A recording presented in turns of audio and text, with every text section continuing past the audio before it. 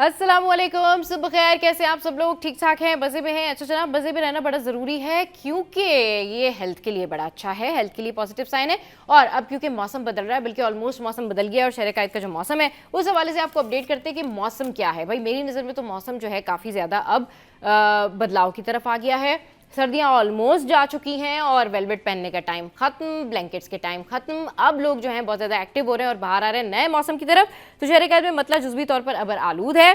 शहर में आज चंद मुकामात पर बूंदाबांदी का भी इम्कान जाहिर किया जा रहा है। हो सकता है उसकी वजह से ठंड बढ़ जाए। शहर का कम से कम दर्जा हरारत जो है वो 15 डिग्री सेंटीग्रेड रिकॉर्ड किया गया है और फिर आज ज़्यादा से ज़्यादा दर्जा हरारत जो है वो 30 डिग्री तक जाने का इम्कान है। अच्छा जी, ये तो वो सूरत हाल है जो हमने मौसम के हवाले से आपके साथ में शेयर की।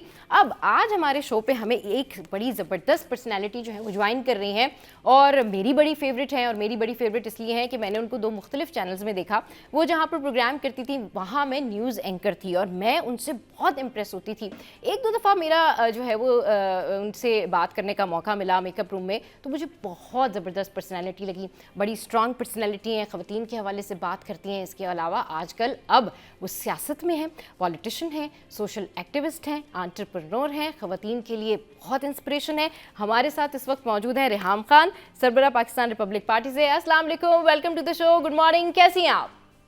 वालेकुम सलाम, very good morning to you also. मैं बिल्कुल वैसी की वैसी हूँ, आप कैसे हो? मैं बिल्कुल ठीक ठाक। ये बताएं मैम कि आजकल क्या हो रहा है, क्या कर रही हैं? वैसे तो हमें पता ही है आपके बारे में कि ऑब्वियसली आप बहुत ज़बरदस्त तरीके से काम कर रही हैं और स्पेशली जो ख़वातीन के बारे में आप बात करती हैं और पर्सनली जो इंस्पिरेशन मैंने आपसे लिया है ना, वो भी मैं आपको बताऊंगी कि क्या क्या चीज़ें आपकी मुझे बहुत अच्छी लगती हैं, जिसकी वजह से मैं आपको फॉलो भी करती हूँ और आपको कोट भी करती हूँ बहुत जगहों पर कि भाई मैंने उनसे ना ये कुछ सीखा है। तो सबसे पहले तो ये बताइए आजकल क्या हो रहा है? सदके, that's so so sweet of you. And बात यह है कि जिंदगी इन्हीं पर्सनल इंटरेक्शंस के बारे में है। मैंने हमेशा ये समझा है कि जब भी आप किसी से मिले और आपको अगर लगे कि शायद उससे कभी मुलाकात ना हो, तो इसका ये मतलब नहीं कि आपकी उससे इंटरेक्शन पॉजिटिव ना हो। इसलिए बिकॉज अल्लाह पाक ने हमें जो बनाया है और जहाँ कहीं भी पहुंचाया है, जो भी हमारी किसी से इंटरेक्शन होती है, जी। वो इस पे मुनहसर है कि आप उससे मुस्कुरा के बात करते हैं या आप उसके साथ बहुत रूडली बात करते हैं। हाँ। और फिर वो एक चेन ऑफ रिएक्शन है हम्म। जो आगे चलता जाता है। हमारी कंट्रीब्यूशन इतनी ही है कि हम जिस शख्स से इंटरेक्ट करें तो उसके साथ पॉजिटिव, उससे भी कुछ पॉजिटिव सीख सकें और हाँ। उसको भी कुछ पॉजिटिव दे सकें। ये इतनी कंट्रीब्यूशन है और ये इसलिए बहुत जरूरी है क्योंकि अगर आप ये नहीं करते, इसका मतलब है कि आप इस खूबसूरत जिंदगी का जो शुक्राना है वो नहीं अदा कर रहे। हर लम्हा जो हमें मिल रहा है, मैं आज आपसे बात कर रही हूँ, जी। कंफर्टेबल एनवायरनमेंट में बैठी हूँ, हम्म। इसका मुझे शुक्र अदा करना चाहिए। गर्म जी। कॉफी पी रही हूँ, उसका शुक्र अदा करना चाहिए। आई थिंक हम जिंदगी में शुक्र अदा करना भूल जाते हैं, फिर हमें कुछ भी अच्छा नहीं लगता और फिर मुझे लगता है कि हमारी अचीवमेंट भी हम्म। कम हो जाती है बिकॉज हम अपनी जात ही में इतने नेगेटिव होते हैं। हाँ। तो मैं आजकल वो कर रही हूँ, आप कह रही हैं कि बहुत काम कर रही हूँ, हाँ। लेकिन पाकिस्तान में औरतों को, खवातीन को हमें हाँ। ज्यादा काम करने ही कहाँ देते हैं। तो हाँ। हम बस हाथ पांव मारे हैं और सही। मुझे इतनी खुशी होती है। I am so proud of you girls, और दिल से जी। आई रियली थिंक कि मैं जब आप लोगों को देखती हूँ, खासकर पाकिस्तानी मीडिया में जो हमारी बच्चियां आप जैसी काम कर रही हैं, जी।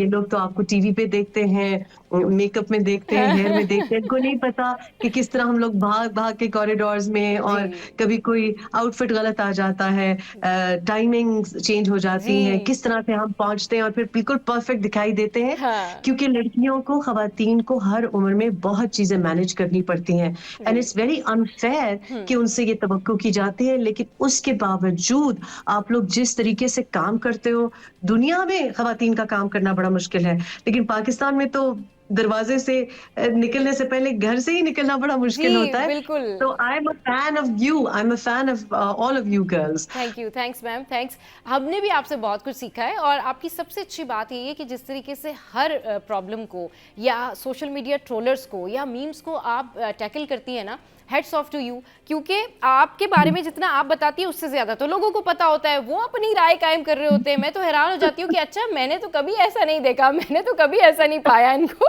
ये कौन लोग होते हैं? It's true, it's also interesting. और मैं ऑनेस्टली कोई भी जो मेरे बारे में कोई अफवाह फैलाते हैं, मैं उसको ना रद्द नहीं करना चाहती, क्योंकि कभी-कभी मैं पढ़ती हूँ, मैं सोच रही हूँ मैं तो बड़ी इंटरेस्टिंग है, मुझे बता रहे हाँ, हैं, अच्छा है। हाँ, मेरी तो ये आदतें नहीं है, मेरा ख्याल है ये लोग ये समझते रहे तो ये अच्छा है। तो अभी कल ही हम रास्ते में थी, आपको पता है सिंध की टूटी-फूटी सड़कों जी, से जी, जी। जो आजकल आप बहुत फ़ोकस जो होके जो है ना उसके ऊपर काम कर रही हैं और दिखा भी रही होती हाँ। है कि देखिए जी ये हालात और वाक़यात हैं यहाँ पे कराची में। लेकिन वो मैं क्या हालात दिखाती, क्योंकि नेट भी कहीं नहीं, सड़क भी कहीं नहीं। हाय! अच्छा है, मतलब मैं कल तो जो जो मेरे साथ हुआ है, जो मेरा ख्याल है कि जो आपकी 150 किलोमीटर की जो जर्नी है, आप देखें आप बाहर मुल्कों में होते हैं, पता ही नहीं चलता आपको कि आप कहीं ट्रैवल करके जा रहे हैं। इधर तो हाँ, आपको अपने सारे बचपन याद आ जाता है, माँ-बाप याद आ जाते हैं, क्योंकि ऐसे हालात से आप गुज़रे होते हैं। और कल हम जब ट्रैवल कर रहे थे, हुँ, तो जब कहीं रुके तो मुझे नेट पे पता चला मेरी ही ज़िंदगी के बारे में कोई अजीब-सी कोई कोई साहब, and I was very amazed कि वो जो हाँ, जो इंटरव्यू दे रहे थे, हाँ, बड़ी मेरी खुशनसीबी भी है कि मुझे लगता है कि अब तक मुझे लोगों को भुला देना चाहिए, लेकिन रह-रह के बात कोई हो रही होती है बीच हाँ, में, मैं याद आ जाती हूँ। इसका भी मैं तो शुक्र अदा करती हूँ, मतलब अगर मुझे फ्री में पब्लिसिटी कोई दे रहा है, अभी हाँ, तक दे रहा है, तो इसका मैं गिला कैसे कर सकती हूँ? सही बट बात। ऑनेस्टली स्पीकिंग, सोशल मीडिया पे जो ट्रोलिंग लड़कियों की होती है, हुँ, या बच्चों की भी आजकल जो हुँ, जी, होती जी, है, जी, बिल्कुल। कल मेरे ससुर कह रहे थे कि देखो गोरों ने बना के सोशल मीडिया और अपने मुल्कों में बैन कर दिया है, और इधर हमारे बेबीज के हाथों में भी आईपैड्स होते हैं। हुँ, मैं देखती हूँ छोटी-छोटी, जैसे मतलब बहुत मुतवसत तबके का कोई कोई फैमिली हो, नया कपल हो, हुँ, उनकी गाड़ी छोटी होगी, लेकिन बेबी ने आईपैड पे या स्मार्टफ़ोन जी, पे स्क्रॉलिंग कर रहे होंगे। जी, जी, तो ये ऑब्वियसली नॉट ओनली कि ट्रोलिंग, लेकिन ये इतना डिप्रेसिव हरकत है। हाँ, जितनी देर आप फ़ोन स्क्रीन को देखेंगे, हम भी इस उम्र में अगर किसी दिन आप ऐसे स्क्रॉलिंग कर रहे हो, it's a very, very negative impact. और ये एक आपको एडिक्शन है। फ़ोन या सही। आईपैड या सोशल मीडिया एडिक्शन है, तो मैं तो सबको ये कहती हूँ कि क्रिएट करें, हुँ, कंज़्यूम ना करें। आप सही जो में। बना रही हैं, कोई अच्छी-सी आप रेसिपी बना रही हैं, आप पोस्ट कर दें। लेकिन लोग क्या कर रहे हैं, लोगों ने क्या पहना हुआ है, हाँ, आजकल तो जो पाकिस्तान में पार्टिकुलरली जो मैं सोशल मीडिया पे देखती जी, हूँ, वो जो एक चीज़ मुझको बहुत तकलीफ देती है, वो ये कि लोग जो अपनी शादियों का जिस तरीके से दिखा रहे हैं, जी, I think this is so so negative. Hmm, because ये लग्ज़री लाइफ़स्टाइल्स का दिखाना, फेक लग्ज़री लाइफ़स्टाइल्स का दिखाना, इट्स जी, एक्सट्रीमली एक्सट्रीमली डिसअपॉइंटिंग, और इसको डिस्करेज करना चाहिए। बिकॉज़ ये जिन लोगों की कहानियाँ आपको बता रहे हैं ना, वो कहानियाँ हमारे 25 करोड़ अवाम की नहीं है। 25 करोड़ अवाम की मसला ये है कि अभी ₹4 और आपको बिजली पे देने पड़ेंगे। बिल्कुल, आम आपका जो मैम बिल बिल्कुल, बिल आपकी आएगा। डिस्कशन यहीं से हम कंटिन्यू करेंगे। एक छोटा-सा ब्रेक है, छोटे से ब्रेक के बाद वापस आते हैं। फिर जो है हमारे साथ रेहाम खान मौजूद हैं, उनसे करेंगे आज कुछ डिफरेंट बातें, आज ऐसी बातें करेंगे कि जिन्होंने जो है कहीं और किसी और के शो पे नहीं बताई होंगी। तो आपने कहीं नहीं जाना, हमारे साथ रहना। Welcome back. हमारे साथ रेहाम खान मौजूद है और हम डिस्कशन कर रहे हैं उनसे, और बात कर रही थी वो कि आजकल सोशल मीडिया पर जिस तरीके से एक्सपोजर करते हैं लोग लग्जरी शादियों के हवाले से, बाकी लोगों की स्टोरी ऐसी नहीं होती, बाकी लोग स्ट्रेस में होते हैं और बाकी लोगों को बहुत प्रॉब्लम होती है। मैम आप इस पर क्या कहना चाहेंगी कि लोग बड़े शौक से, मतलब अब शादियां ही सोशल मीडिया के लिए करते हैं कि ये इंस्टाग्राम पर जाएगा, ये लिंक्डइन पर लगेगा, ये फेसबुक पर लगेगा, इसका कवर पेज ये होगा, इसका टाइटल ये होगा। अब तो सिर्फ शादियां सोशल मीडिया पे लग्जरी चीजें दिखाने के लिए होती हैं, एक्सपोज करने के लिए होती हैं। और ये देखिए, इसको एक लफ्ज़ है इसके लिए, बिद्दत। और मेरा ख़्याल है कि हम इतना जहाँ जहाँ इस्लाम को अप्लाई करना चाहिए, हम्म, वहाँ हम इस्लाम भूल जाता है। हम्म, हम तो खुद मतलब आजकल एक नई चीज़ ये जो चली है कि जी बात पक्की हो रही है। नहीं, आप हम्म, सीधा एक वलीमा करें। मेरा हम्म, ख़्याल है कि लोगों के ऊपर बोझ ना डालें। हम्म, इससे बहुत बेहतर है कि ये जो आप कपड़ों पे, आपको पता है मैं तो बिल्कुल भी अप्रूव ही नहीं करती, आपने तो मेरे साथ काम भी किया है। जी, मुझे तो समझ नहीं आती कि इंसान की ज़िंदगी में अपनी कोई अचीवमेंट होनी चाहिए। सही, लेकिन ये करना कि बहुत एक्सपेंसिव, मतलब जिस किस्म के हमारे मतलब रोज़मर्रा के भी जो जी, जी, जी, कपड़े जी, हैं, जी, मेरी बहनें सुन रही हैं, माइंड ना करें। जी, जी, जी, जी, लेकिन देखिए, खूबसूरत लगने के लिए, हम्म, अच्छा लगने लिए आपको अपना बैंक बैलेंस तबाह करने की जरूरत नहीं है। जैसे मैंने कहा कि बिजली का बिल देंगे कि लॉन कलेक्शन खरीदेंगे। और जिन लोगों को आप फॉलो कर रहे हैं, हाँ। एक तो वो अपनी जेब से कमाते नहीं है, अपनी जेब से वो नहीं पहन रहे। ये जी। जो आप चीजें देख रहे हैं ना, ये जी, लोग जी, जो जी। पहन रहे हैं, जी, जी। ये जो आपको हीरे जवाहरात और ये हुँ, सोने की चेन्स और ये जो इतने बड़े बड़े शादी के जोड़े, ये जी, जी। अपने पैसों से ये लोग नहीं पे कर रहे। जो हुँ, इंस्टाग्राम इन्फ्लुएंसर्स हैं, उनको चीजें भेजी जाती भेजी हैं। जाती हैं। और जी। और बाकी जो है, हमारी जो बाकी एक जो अशरफिया है, हुँ। उनको भेजी नहीं जाती तो वो ले लेते हैं हमसे। लेकिन हम जैसे लोग जो हैं, जो कि कमा रहे हैं, हाँ। उनका टैक्स कट रहा है। जैसे मैंने आपको कहा कि इस बार आप बिजली का बिल देंगे कि आप हुँ, नई कलेक्शन खरीदेंगे। हुँ। इंसान की खूबसूरती उसके अखलाक से होती है, इंसान की खूबसूरती उसकी अचीवमेंट से होती है। हाँ। आप बहुत ज़्यादा मेकअप कर लें, बहुत ज़्यादा आप हुँ, आजकल तो ये भी बहुत हो रहे हैं हुँ। प्रोसीजर्स वग़ैरह, जी, जी, और जी। ये कपड़े और ये जो अजीब किस्म जी, के जी। भद्दे-भद्दे, बड़े-बड़े सेट्स जिसमें वो बच्ची चाहे अगर बहुत खूबसूरत भी हो, तो लिटरली वो एक पेस्ट्री लग रही होती है, वो टाँगा लग रही होती है। सही। इससे खूबसूरती नहीं होती। खूबसूरती और अच्छा, खूबसूरती खूबसूरती की आप बात कर रही हैं, तो आई सॉ यू माशाल्लाह, you are very beautiful, you are very pretty. अपनी खूबसूरती का ज़रा राज़ बताएँ ना हमें। So I know sweet. आप कोई प्रोसीजर नहीं करवाती हैं, आई नो यू। मेरा मेरा तो खुशी का जो जो खूबसूरती का राज है, हाँ। वो ये है कि खुश रहना है। और आपको आपको पता है कि हम जैसे मेकअप रूम में भी होते हैं, हुँ। तो मुझे जो जो टाइम आप टीवी पे देखते हैं, वो तो हाँ, हमें थोड़ी देर के लिए देखते हैं। सही। लेकिन आपकी टीम के साथ आपका क्या रवैया है, मेकअप रूम में कैसा एनवायरनमेंट है, हाँ, ये चीजें बड़ी इंपॉर्टेंट है। मुझे तो समझ नहीं आती लोग गुस्से में क्यों रहते हैं, लोग लड़ते क्यों रहते हैं। सही। इसलिए क्योंकि इससे आपका चेहरा खराब होता है। आपका हाँ, चेहरा ना, आपका जो एक्सप्रेशन है वो सेट हो जाता है। अगर आप मुंह ही बना के बैठे रहे ना, हाँ, तो कुछ सही। आंटियाँ होती हैं ना, जिनकी एक एक जी, सर्टेन आपको पता होता है वो बिल्कुल शादी पे आ हाँ, रही, एक इट अलग-सी डज़न्ट दहशत सी हो जाती है। क्योंकि वो उनका जो जो उनका एक्सप्रेशन है ना, वो वहाँ पे बस अब जम गया है। हाँ। उसको कुछ कोई नहीं ठीक कर सकता। वो उनका उसको ऑरा कोई स्टैटिक हो बोटॉक्स जाता के है, उसके इंजेक्शन बाद वो ठीक नहीं कर वैसे ही रहती हैं सकता। जैसे वो हैं। वो कहती हैं शायद हाँ। हमारी पर्सनैलिटी अब ऐसे ही है, तो हमने अपनी पर्सनैलिटी ऐसे ही रखनी है। अच्छा ये बताएँ कि लेकिन आप मेरा ख्याल है कि बहुत जी, मतलब जी। एहसन तरीका ये है हुँ, अपने लिए भी, जी। खुश रहना, गुस्सा ना करना, हुँ, स्ट्रेस ना देना ना लेना। हुँ। आई थिंक कि आपकी मेरा ख्याल है कि आपके हुस्न के लिए, आपकी लंबी जिंदगी के लिए इससे अच्छा टोटका कोई नहीं है। हाँ। इसके अलावा ईटिंग क्लीन, मैं बेसिकली वही करती हूँ जो मेरी वालदा करती थी। हुँ, और वो ये कहती थी कि चेहरे पे तो आप लगाते हैं, ठीक है, जो कुछ भी लगा रहे हैं, हुँ, लेकिन जो आप खा रहे हैं, hmm. Nutrition is very important.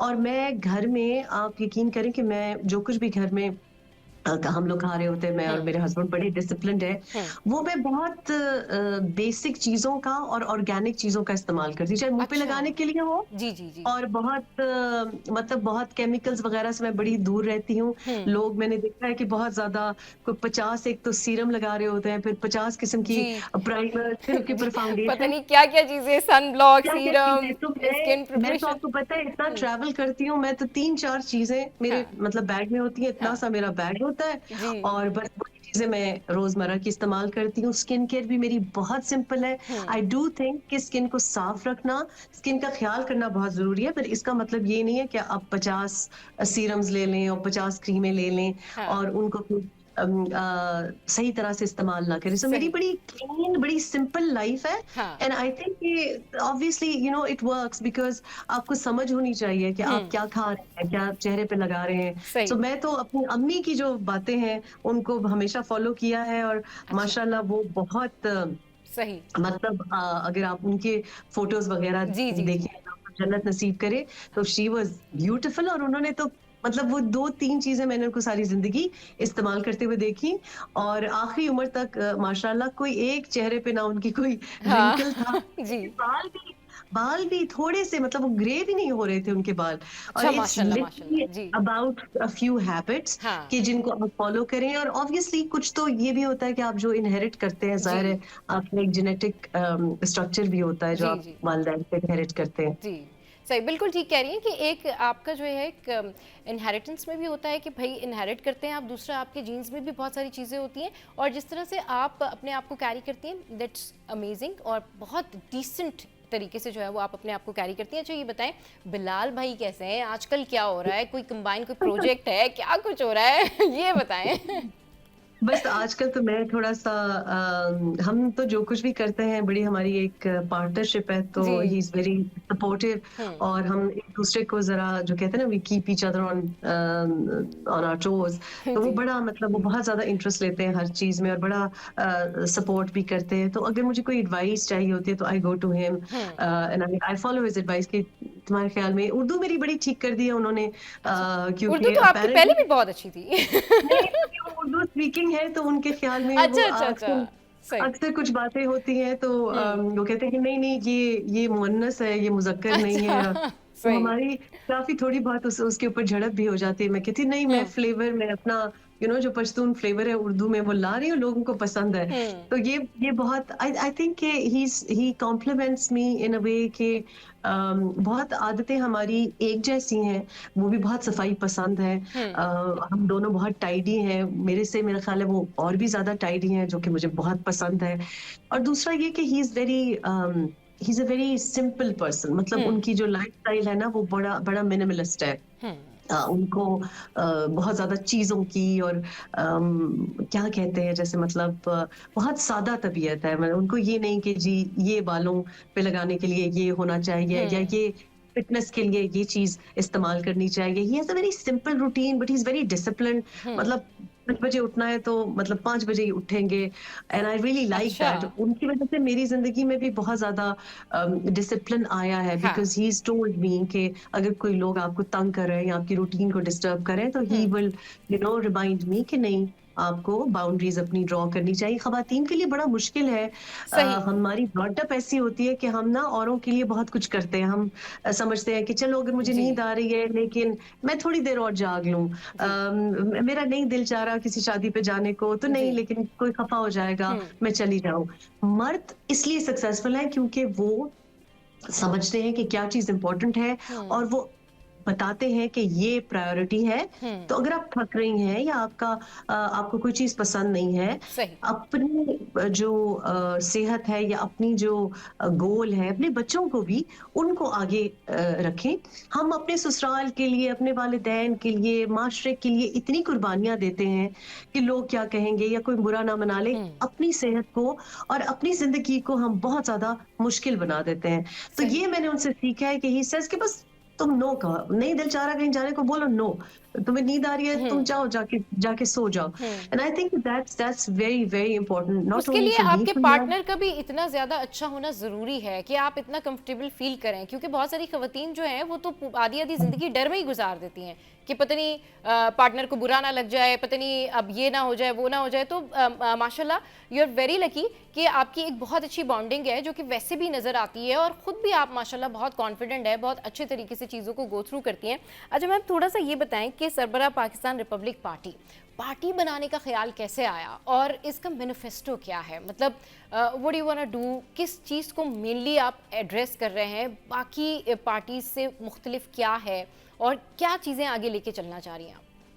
देखिए, बाकी पार्टी से तो बिल्कुल मुख्तलिफ है, इसलिए हुँ। बिकॉज़ ये कोई बाकी पार्टीज़ में आपको एक एलीट्स का, अशरफिया का कैप्चर नज़र आता है। आपको नज़र आता है कि ये कुछ लोग हैं, हुँ। वही लोग आपको नज़र आएँगे हर फंक्शन पे भी वही नज़र आएँगे, हुँ। वही लोग आपको नज़र आएँगे हर पार्टी में भी नज़र आएँगे। हुँ। मुख्तलिफ पार्टीज़ में जो लोग हैं, वो एक-दूसरे से बल्कि रिश्तेदारियाँ भी हैं इनकी। तो एक तो फैमिली में हुँ। मतलब पार्टी के अंदर मौरूसियत है, हुँ। लेकिन पार्टीज़ के अंदर भी आपको पता चलेगा कि अच्छा अगर आपको 6 पोज़ीशंस इस पार्टी में नहीं मिली तो हाँ। बाकी जो 4 आपको चाहिए थी वो दूसरी पार्टी में आपको मिल गई हैं। हुँ। और ये हमारी नुमाइंदगी नहीं कर सकते, मेरी और आपकी नुमाइंदगी नहीं कर सकते। जो नौकरी सही। पेशा लोग हैं, जी, जी। जो मिडल क्लास है जिसको ये खत्म करना चाह रहे हैं, वो ये तमाम पार्टीज़ उनकी नुमाइंदगी नहीं करती। Pakistan Republic party hmm. Islamic Republic of Pakistan की नुमाइंदगी करती है, रिपब्लिक की नुमाइंदगी करती है। मिडल क्लास को हम सपोर्ट करना चाह रहे हैं। हुँ। हम चाहते हैं कि मिडल क्लास को हम रिवाइव करें। हुँ।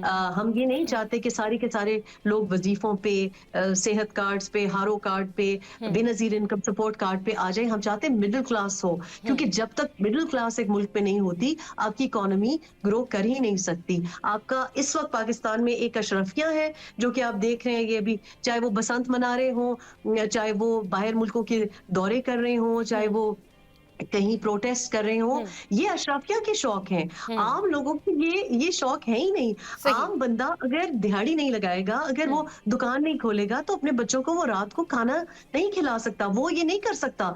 वो ये हड़तालें, ये एहतजाजें, ये जो शौक है वो पूरे ही नहीं कर सकता। उसको अपनी दिहाड़ी लगानी है।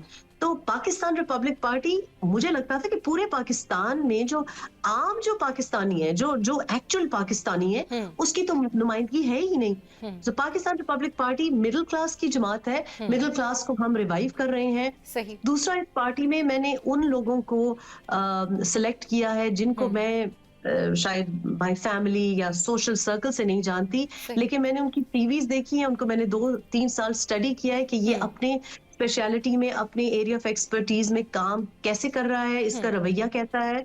सेल्फ मेड लोगों को मैंने इंक्लूड किया है, और हर लेवल पे पार्टी पे हमने खवातीन की नुमाइंदगी उतनी ही रखी है जितनी मर्दों की, क्योंकि आपकी अगर आबादी जी। का आप निस्फ हिस्सा हैं, तो फिर कैसे हो सकता है कि आप खवातीन को सिर्फ एक डेकोरेटिव वाज की तरह पार्टी में इस्तेमाल करें। और इस वक्त देखिए, मैंने क्यों पार्टी बनाई, क्योंकि मुझे लगता था कि किसी एग्जिस्टिंग जमात में मेरी जगह नहीं। और मैं जी। जहां कहीं भी जाती थी, मेकअप रूम्स में भी जब आप लोगों से मुलाकात जी। होती, तो जी। चाहे सिक्योरिटी गार्ड है, चाहे मेकअप आर्टिस्ट है, चाहे प्रोड्यूसर है, जी। चाहे कैमरामैन है, जी। या बाहर कोई नर्स है, कोई डॉक्टर है, वो मुझे कहते थे, मैम आप सियासत में क्यों नहीं आती? जी। और मैं उनको यही बताती थी कि मुझ जैसे लोगों के लिए जगह सियासी पार्टीज में नहीं है, क्योंकि मैं सिर्फ एक बंद सवर के, और कोई मुझे बोले कि जी ये स्क्रिप्ट आप पढ़ के जी। सुना जी। दें कि जी। बड़ा अच्छा काम हो रहा जी। है, जी। और किसी की तारीफ करते रहे, ये मुझसे नहीं होगा। मैंने जिंदगी बहुत सिंपल और ऑनेस्ट तरीके से गुजारी है। जो मेरे दिल में है वो मेरे जबान पे है। मुझे अगर आप नहीं अच्छे लगेंगे तो आपको पता चल जाएगा। बिल्कुल, लेकिन बिल्कुल। जी, सही कह रही हैं। हाँ, मैं ये मुनाफिकत कर ही नहीं सकती। तो सही। मैं कैसे किसी पार्टी में किसी का हैंडबैग उठाती हूँ, आपको पता है मेरी नेचर ही नहीं। अपना जी। हैंडबैग जी। मैं उठा लूं तो उठा लूं, हाँ। लेकिन औरों को ये प्रोटोकॉल देने वाले, हमारी ना अपब्रिंगिंग ऐसी है, मैं इस हाँ। चीज की कायल नहीं। हाँ। और मैं समझती हूँ कि पार्टीज में इस वक्त जिस किस्म का माहौल है, ये जो शख्सियाती एक जी। पॉलिटिक्स हो रही है, कि मतलब एक शख्स के इर्द गिर्द पार्टी घूम रही है, एंड इट्स अक्रॉस पार्टीज। आप अगर एक पार्टी को, हम, मेरा ख्याल है, आप कसूरवार नहीं ठहरा सकते। सही। एक बिल्कुल। जमाने में हम कहते थे कि एक फेसबुक पार्टी है या फेसबुक का प्राइम मिनिस्टर है। हाँ। अब आप देखें तो कोई टिकटॉक का वानाबी प्राइम मिनिस्टर है, तो कोई इंस्टाग्राम का है। They're all the same. और ये क्यों है? क्योंकि ये एक ही किस्म के स्कूल से पढ़े हुए हैं, ये एक ही किस्म की यूनिवर्सिटीज में जाते हैं, ये एक ही साथ पार्टी करते हैं, इनके डॉक्टर्स एक हैं, इनका उठना बैठना एक है, इनकी सोच एक है। ये वो लोग ही नहीं है जिनको पता हो कि जी आप किस तरीके से जिंदगी गुजारते हैं। इन्होंने अपने बिजली के बिल कभी नहीं पे किए, तो उनको कैसे पता होगा कि 3 रुपए या 4 रुपए बिल्कुल, आपने अब बढ़ा बिल्कुल दिए आप हैं, ठीक तो कह रही हैं कि इनको पता ही नहीं है। अवाम के मसाइल वही जानता है जो खुद उस प्रोसेस से गुजरा हो। अब आप देखिए ना, कराची में जो हालात हैं, स्पेशली अगर मैं कराची की बात करूं, तो आप देखिए बिजली के मसले, पानी के मसले, गैस के मसले, सड़कें खुदी हुई हैं, फिर आप स्कूल्स की हालत देखें, गवर्नमेंट स्कूल्स के हालात देखें, तो आप तो खुद बहुत इस हवाले से बात करती हैं। कराची जब आती हैं तो डेफिनेटली आप यहाँ पे बहुत सारी चीज़ें हाईलाइट करती हैं, तो आई एम श्योर कि इन चीज़ों को तो आप बहुत बेहतर तरीके से ऑब्जर्व भी कर रही हैं और जानती भी हैं।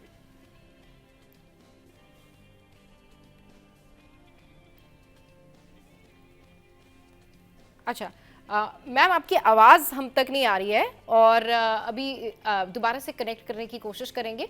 आप हमारे साथ मौजूद रहिए। तो इस वक्त हमारे साथ जो है रेहाम खान मौजूद हैं, और हम इनसे डिस्कशन कर रहे हैं और बात कर रहे हैं हम कराची के मसले पे, बात कर रहे हैं हम ख़वातीन के मसले पे, और अभी पूछते हैं कि फाइनेंशियल इंडिपेंडेंस जो है वो ख़वातीन के लिए कितनी ज़रूरी है। तो यहाँ ब्रेक लेते हैं, ब्रेक के बाद फिर वापस आते हैं, डिस्कशन को कंटिन्यू करते हैं। Welcome back. तो इस वक्त हमारे साथ मौजूद है रेहाम खान, और उनसे पूछते हैं कि ख़वातीन के लिए फाइनेंशियल इंडिपेंडेंस कितनी ज़रूरी है। जी मैम। जी सबा, सब देखिए, पाकिस्तान रिपब्लिक पार्टी में भी हमने जिस चीज को स्ट्रेस किया है वो यही है कि आपको खवातीन के लिए, बल्कि तमाम जो हमारे पाकिस्तानी अवाम है उसके लिए जॉब्स की, रोजगार की, ग्रोथ की बहुत जरूरत है। और खासकर खवातीन के लिए, क्योंकि हमारा माशरा ऐसा है कि जहां आपको पता है पब्लिक ट्रांसपोर्ट पे भी जाना खवातीन के लिए कितना मुश्किल है। और अब तो हालात ऐसे हैं, हम कराची की बात कर रहे थे कि जी। कराची में तो एक कोने से दूसरे कोने तक जाते हुए इंसान की आपको अस्पताल जाना पड़ जाता है।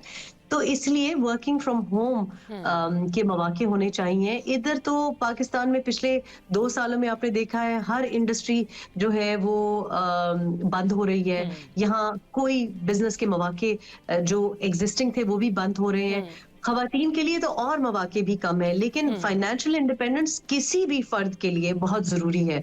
और यहाँ मुझे लगता है कि जो एग्जिस्टिंग पार्टीज हैं उनका कोर फोकस ये है कि हर शख्स जो है, अगर वो बिजनेस करना चाहता है हुँ, या नौकरी करना चाहता है तो उसको मुल्क से भगाए।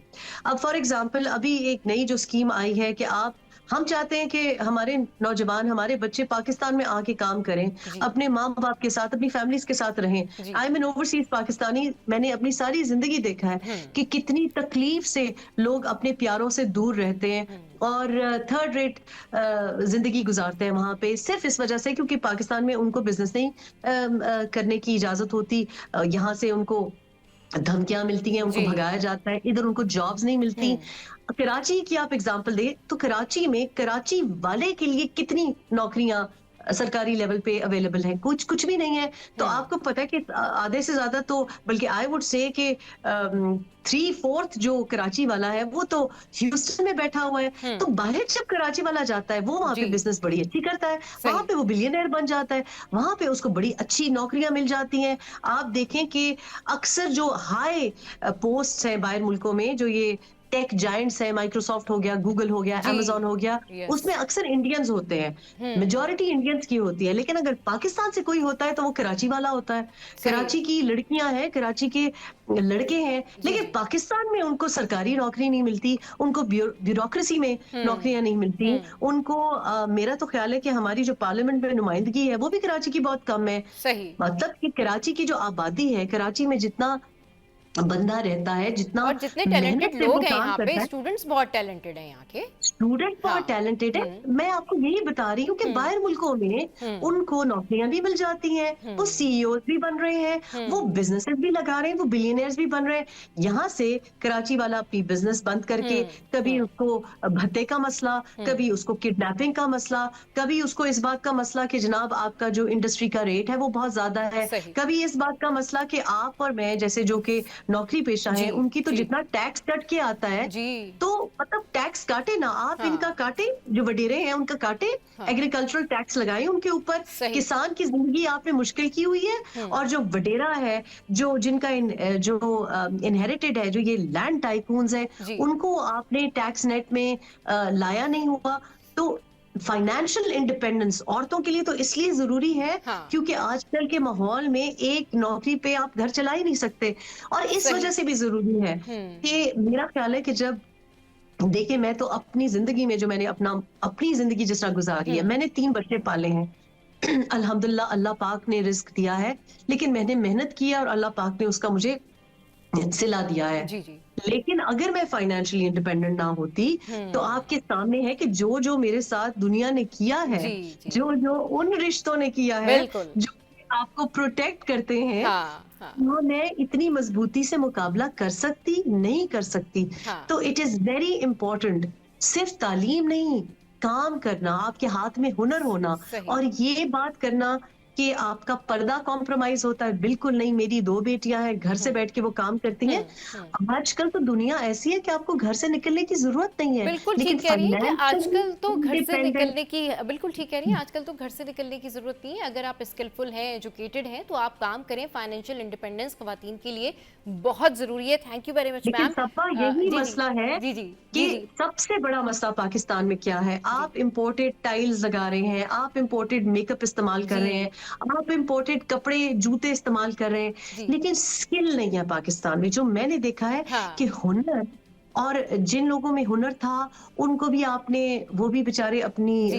जो कारोबार है बंद करके बैठ हाँ, गए हैं। हाँ, हाँ। हुकूमत का तो जो काम है मुझे लग रहा है कि जी। लोगों को बस भगाना है मुल्क से।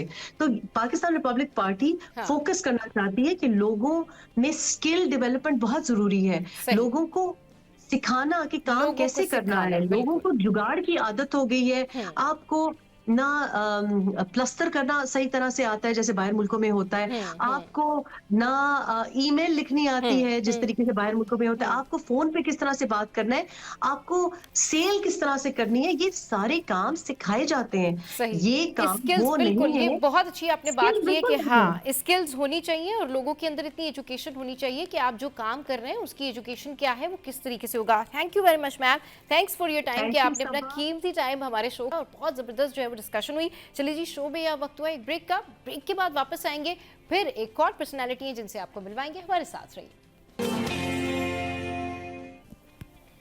Welcome back. भाई बात करते हैं हम कि हमारे जो दांत हैं वो सफ़ेद चमकदार कैसे हो सकते हैं। अच्छा जी, बहुत सारे लोग जो हैं वो दांतों की सेहत के वाले से बात करते हैं कि जी दांतों में जो है वो कीड़ा लग गया है, फिर दांत पीले हो रहे हैं, बार बार स्कैलिंग करा रहे हैं, कोई फ़ायदा नहीं हो रहा उनको। लेकिन प्रॉब्लम ये है कि आपने कंटिन्यूसली अपने दांतों का ख्याल रखना पड़ता है, आपको कंटिन्यूसली सफाई का ख्याल रखना पड़ता है और जो हाइजीन है उसका ख्याल रखना पड़ता है। अब कितनी दफ़ा ब्रश करना चाहिए, कौन सा जो है वो आपने टूथपेस्ट यूज़ करना चाहिए, अगर दांतों में ठंडा गर्म लगे तो ये क्या साइंस हैं, इस हवाले से बात करेंगे हम। हमारे साथ हैं जी नौरीन जमशेद जो कि डेंटिस्ट भी हैं, एस्थेटिक प्रैक्टिशनर भी हैं और अपनी फील्ड की एक्सपर्ट हैं। अस्सलाम वालेकुम, वेलकम टू द शो। कैसी है नौरीन, ठीक है? वालेकुम अस्सलाम and beautiful Pakistan good morning. जी जी, good morning to you too कैसे एज वेल। अच्छा जी, ये बताएं नौरीन भाई, दांतों का ख्याल कैसे रखा जाए, सफ़ेद चमकदार दांत जो हैं वो कैसे मुमकिन है, और स्केलिंग का ज़रूर बताएं कि लोग ये क्वेश्चन पूछते हैं कि स्केलिंग कराने से तो दांत कमज़ोर हो जाते हैं, स्केलिंग कराने से तो जो है वो दांतों की जो सेहत है वो ख़राब हो जाती है, ठंडा गर्म लगना शुरू हो जाता है। इज़ इट मिथ और नॉट? और आपको लगता है नहीं स्केलिंग बिल्कुल करानी चाहिए हर 6 मंथ्स पे एंड ऑल दैट? बिल्कुल, सबा बहुत अच्छा आपने सवाल किया हम्म। क्योंकि मिथ ही है। ज़्यादातर लोगों को ये अच्छा। लगता है, मेरे पास जो पेशेंट्स आते हैं क्लिनिक पे, कि स्केलिंग कराने से दाँत हिल जाते हैं। लेकिन वो होता ये है कि ज़ाहिर है काफ़ी अरसे जब प्रोफ़ेशनल क्लीनिंग नहीं होती, हम्म। तो हमारे दाँतों के बीच में ऐसे टाटर और प्लाक अपनी जगह बना चुके होते हैं कि मसूड़े जगह छोड़ देते हैं। हम्म। तो हमारी टंग को ये लगना शुरू हो जाता है और पूरी बॉडी को कि यही नॉर्मल है, और जब वो हटता है, तो फिर ऐसा लगता है कि हमारा कुछ चला गया और हम जो है हमारा हिल गया, खाली हो गया मुँह, और वो एक अलग फीलिंग आती है। लेकिन प्रोफ़ेशनल क्लीनिंग की इतनी अहमियत है कि इसका ताल्लुक आपकी पूरी बॉडी की हेल्थ से है, हम्म। दाँतों की हेल्थ से है। देखिए एस्थेटिक्स में आप ऊपर से कवर अप कर सकते हैं, आपके पास चांसेस होते हैं, आप कॉस्मेटिक्स यूज़ करके अपना फेस जो है वो फिल वक़्त फिक्सेस हो जाते हैं, लेकिन स्माइल के ऊपर अभी फ़िलहाल कोई ऐसा क्विक फिक्स नहीं आया है। तो दाँतों का ख़्याल बहुत ज़रूरी है, और ये बहुत सबसाइडेड और बहुत ही साइडलाइन्ड एक हेल्थ का शोबा मैं कहूँगी पूरे माशरे में कह लो या पूरे दुनिया में। दाँतों को सबसे लास्ट में कंसीडर किया जाता है, जबकि आपकी पूरी बॉडी की हेल्थ जो है वो आपकी ओरल कैविटी से ही, आपका जो गट है वो कनेक्टेड है, और आपकी हेल्थ। अच्छा, इस पे जब मैं बात कर रही हूँ ना, तो मैं ज़रूर मेंशन करूँगी कि हम लोग इस बात का ख़्याल नहीं रखते कि हैलिटोसिस जो कि एक बैड ब्रेथ एक बहुत आम सी चीज़ है, हो जाती है, हर एक को हो जाती है, जी। और इसका इसका ताल्लुक आपकी दाँतों की हेल्थ से भी है और आपकी गट की हेल्थ से भी है। जी। तो अगर तो आपकी गट की हेल्थ अच्छी है, तो आपकी ओरल कैविटी से जो है वो बैड ब्रेथ नहीं आएगी, और उसका ख़्याल रखने के लिए आप सबको मालूम है ब्रश करना चाहिए, हम्म। 2 दफ़ा करना चाहिए। सुबह उठें, नाश्ता करें, रिंस करके नाश्ता करें, उसके बाद ब्रश करें, रात को सोते हुए ब्रश करें। नौरीन, ब्रश करने का लेकिन सही तरीका क्या है? और इसके अलावा लोग जिस तरह से ब्रशिंग करते हैं उसके बाद उनके दांत जी। डैमेज हो रहे होते हैं, और बहुत सारे लोगों को ना मसूड़ों में भी तकलीफ हो रही होती है, यानी वी कैन से कि कुछ लोग हाइपरप्लेजिया का शिकार भी हो जाते हैं। तो इसके लिए क्या करना चाहिए? गम्स के लिए भी बताइए और दांतों के लिए भी बताइए। हाँ, बिल्कुल सबा, देखिए ब्रश करने का एक जेंटल तरीका होता है कि आपने एक एंगल से ब्रश रखना होता है, मोस्टली 45 डिग्री एंगल से, हम्म। और आपने ज़्यादा प्रेशर भी नहीं लगाना है कि मसूड़े अपनी जगह छोड़ दें, और बहुत ज़ोर से भी ब्रश नहीं करना होता, क्योंकि मसूड़े बहरहाल सॉफ्ट टिश्यू हैं, हम्म। वो भी एक तरह से अटैच हुए हैं, वो भी डिटैच हो जाते हैं, और कुछ लोगों के तो फिर इतने ढीले हो जाते हैं मसूड़े कि दाँत के अंदर से रूट नज़र आना शुरू हो हम्म। जाती है। हम्म। तो ब्रशिंग की प्रॉपर ट्यूटोरियल भी हम किसी एक दिन रख सकते हैं, वो भी मैं बता सकती हूँ कि ब्रशिंग का प्रॉपर तरीका जो है बहुत जेंटल है। 1.5 मिनट तक ब्रश करें और फ्लोरिडेटेड टूथपेस्ट यूज करें। ज्यादा यूजेज किसी भी चीज की ठीक नहीं है। डेंटिस्ट से, डेंटल सर्जन से हमेशा कंसल्ट करें। एवरी 6 मंथ्स एक डेंटल क्लिनिक चले जाएं, मेरे पास आ जाएं, Demure clinic by doctor Naureen आ जाइए शरफाबाद पे। बल्कि I have some good news for your viewers today as yes. Well कि जो भी प्रोग्राम देख रहा है वो मेरे पास 30% अवेल कर सकता है। शरफाबाद कराची डिम्योर क्लिनिक हाँ, बाय डॉक्टर नौरीन सिर्फ ये ऑन 10 के ऑल डेंटल रेफरेंस से। प्रोसीजर। Yes, exactly. City 10 की reference है। जिया So बिल्कुल। let's continue where we left.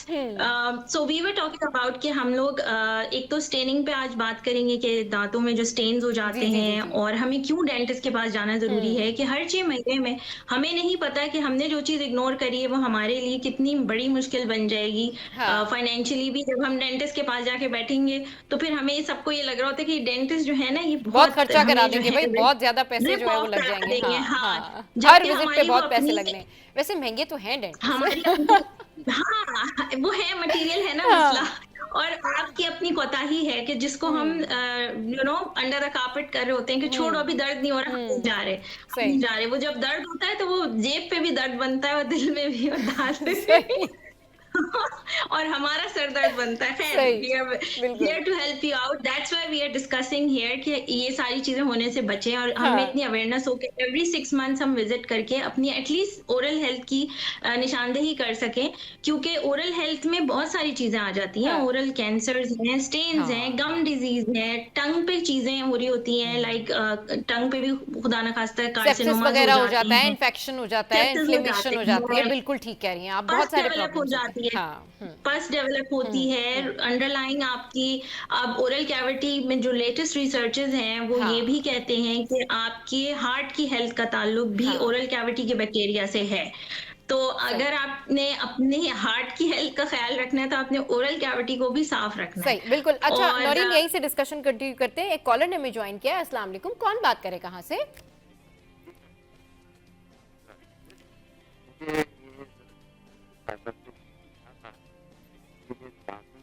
अच्छा, आपकी आवाज़ ठीक से नहीं आ रही है। आप ऐसा करें कि हम आपका जो मैसेज है, आपका जो सवाल है, वो आप हमारे पीसीआर में ड्रॉप कर सकते हैं, दे कैन टेल अस। फिर उसके बाद नौरीन जो है उसका जवाब दे देंगे। अब ज्वाइन कर लिया अब्दुल रज़ाक ने हमें जी। अस्सलाम वालेकुम, क्या कहना चाहेंगे? टेस्ट भी करता हूँ कभी कभार, लेकिन विश्वास ज्यादा इस्तेमाल है। अच्छा, नहीं, उनका सवाल जो है वो हम तक सही से नहीं पहुंच पा रहा। अच्छा नौरीन, आप कंटिन्यू कीजिए जिस तरह से आप बता रही थी कि भाई किस तरह से जो है ये दांतों को साफ करना चाहिए, इनके अंदर जो जो प्रॉब्लम्स हो जाते हैं वो क्या क्या होते हैं और प्रिवेंशन क्या है।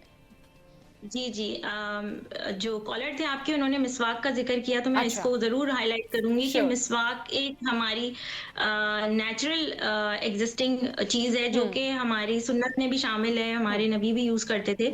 और वो उसके अंदर फ़ायदा ये कि वो नेचुरली अकरिंग फ्लोराइड होता है उसके अंदर, जो कि हमारे दांतों के लिए अच्छा है। और उसको हम इस तरह यूज़ कर सकते हैं कि आप प्रॉपर क्लीनिंग करें, पहले टूथब्रश यूज़ करने के बाद आप उस मिसवाक को अपने दांतों के ऊपर फेर लें। क्योंकि वो आपके जो इनेमल है ना, ऊपर वाला हिस्सा जो दांत का होता है, जी इनेमल जी सबसे बाहर जी वाली जी साइड जो हमें नजर आती है, जी जी। वो उसको मेंटेन रखता है स्टेनिंग से और उसको मजबूत करता है। तो मिसवाक को मैं ज़रूर मेंशन करूँगी कि एक हैबिट अगर बन जाए और आप उसको मेंटेन कर सकें, कवर करके कहीं रख लें साफ-सुथरा अपनी पॉकेट में या पर्स में, तो ये भी बहुत अच्छी हैबिट है। और उसके अलावा हमें ये मालूम होना चाहिए कि जो हम कलर्ड फूड बेवरेजेस यूज़ करते हैं, कलर्ड स्पाइसेस हो गए, कलर्ड ड्रिंक्स हो गई, अब तो आजकल स्नैक्स भी ऐसे आ रहे हैं जिसमें आर्टिफिशियल डाइज़ हैं। जी तो ज़रूर पैकेजिंग पे देख लिया करें कि डाइस कौन से हैं जो अच्छे हैं, एडिबल हैं, जो कैंसरस तो नहीं है और जो टीथ स्टेनिंग के लिए बुरे हैं। जैसे रेड डाई 40 बहुत ज्यादा कैंसरस है। इसी तरह फैलेट्स हैं, इसी तरह सल्फेट्स हैं। ये सारी चीजें आप लोगों को पता होनी चाहिए क्योंकि दांतों की स्टेनिंग का ताल्लुक फूड से भी है और मेडिसिन के यूज से भी है। तो सही। कुछ अच्छा लोग मेडिसिन हाँ, अच्छा जी नौरीन, ये बताइएगा कि माउथ वॉश जो है वो कौन सा यूज़ करना जी चाहिए और सबसे अच्छा माउथ वॉश कौन सा है? क्योंकि लोग कंफ्यूज हो जाते हैं कि भाई हमने कौन सा माउथ वॉश लेना है। लोगों के घर में माउथ वॉश बहुत सारे रखे होते हैं लेकिन उनको फ़ायदा कोई नहीं हो रहा होता। अच्छा, इसमें भी आज मैं एक मिथ आपको ब्रेक कर ही देती हूँ जी कि जी। माउथ वॉश रेगुलर यूज करने की हमें जरूरत नहीं होती। अच्छा। हमें रेगुलर माउथ वॉश, हाँ, ये एक रूटीन का हिस्सा इतना होना नहीं चाहिए। It is only for certain conditions, जैसे किसी के दांतों से खून बहुत आता है तो हम्म। वो मसूड़ों से खून बहुत आता है तो वो हम्म। डेंटिस्ट के पास जाए और वो मेडिकेटेड एक माउथ वॉश लिखवा के ले आए और वो कुछ अरसे तक यूज करें और उसके बाद छोड़ दें। हम्म। क्योंकि किसी भी मेडिकेटेड प्रोडक्ट का ज्यादा यूज जो है आपके नेचुरल बैक्टीरिया को किल करता है, हम्म। जो कि हमारे डिफेंस के लिए मुंह में मौजूद होते हैं। तो बहुत सारे मार्केटिंग अभी इस वक्त बहुत सारे हैं मार्केट में mouth washes which are good for you, hmm. और but for a certain time एक डेंटिस्ट से पूछ के एक सर्टेन पीरियड ऑफ टाइम तक यूज करें और उसको डेली यूज ना करें। अच्छा अच्छा, क्योंकि डेली, आप आपकी हाँ, तरह बहुत सारे एक्सपर्ट डेंटिस्ट जो हैं वो ये बता रहे होते हैं कि घर में अगर आपने नीम गर्म पानी में ल्यूक वार्म वाटर के अंदर जो नमक है डाल, नमक जी, डाल के अगर नमक, आप यूज कर रहे हैं जी। तो वो बहुत बेस्ट माउथ वॉश है। उसके बारे में बताएं, क्या रोजाना लोग घर में इस तरह से ये माउथ वॉश यूज कर सकते हैं नमक डाल के नीम गर्म पानी में? बिल्कुल कर सकते हैं, एज अच्छा। लॉन्ग एज के कोई उसको पी नहीं रहा हो, क्योंकि नमक है, जाहिर है लोगों को हाँ। ब्लड प्रेशर होता है और सही। सबसे ज्यादा जो है आपकी ओरल कैविटी से एब्जॉर्ब होती हैं चीजें ना, तो हम्म। जबान के नीचे से हमारी डायरेक्ट चीजें ब्लड में एब्जॉर्ब होती हैं। सही। तो वो भी एक चीज है कि ज्यादा नहीं करें। अगर आपको लगता है कि आपको जरूरत है, आप, अब मैं आपको इधर चलते चलते एक टोटका ही बता दूं, मेरे श्योर जहन में श्योर आ गया, sure sure which sure. Is not a टोटका, it is backed by science, it is hmm. Proven, there is हाँ, लिटरेचर डेली ऑन, प्रैक्टिस का यू कैन हिस्सा हो सकता फाइंड, है। जी जी जी जी। जी, you ji can find it on resources के, जी। if you chew mint leaves, like mint तो सबके घरों में होता है, राइट? हम्म। हम्म। पुदीना, हम्म। पुदीना आप कुछ लीव्स लेके, आपके पास जब फ्री टाइम है, आप शाम में या सुबह में कहीं भी आपके पाउच में हम्म। एक जिप लॉक में डाल के आपने रख लिया, आप च्यू करें उसको, तो it helps you with your breath, hmm. आपकी ब्रेथ अच्छी होगी। हम्म। और एक और चीज कि आपकी स्किन पे इफेक्ट आता है, क्योंकि जो मिंट है हम्म। वो रिच सोर्स है ग्लूटाथायोन का। यस। तो मैं थोड़ा सा स्किन को भी कनेक्ट कर दूंगी, क्योंकि जाहिर है